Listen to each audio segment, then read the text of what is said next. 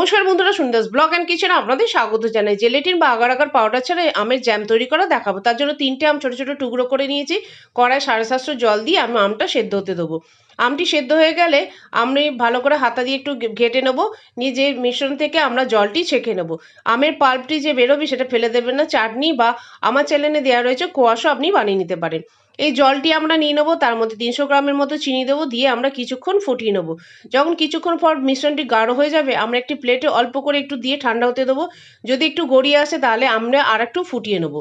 এবার মিশ্রণটি রেডি, আমরা দুভাগে ভাগ করে নেবো। আমি একটা গ্রিন ফুড কালার ও একটি রেড ফুড কালার দিয়ে দুটো তৈরি করব। মেশানো হয়ে গেলে আমরা কাঁচের জারে ঢেলে জমতে দেবো। 7-8 ঘন্টা পর দেখুন আমাদের আমের জ্যাম তৈরি রেডি হয়ে গেছে এবং জমেও গেছে। আমি একটা পাউরুটিতে মাখিয়ে দেখিয়ে দিচ্ছি। বন্ধুরা, ভিডিওটি ভালো লাগলে লাইক শেয়ার কমেন্ট করে পাশে থাকবেন। ও ইউটিউব থেকে দেখলে আমার চ্যানেলটি সাবস্ক্রাইব করে পাশে থাকবেন। আমাদের জ্যাম রেডি। ধন্যবাদ বন্ধুরা।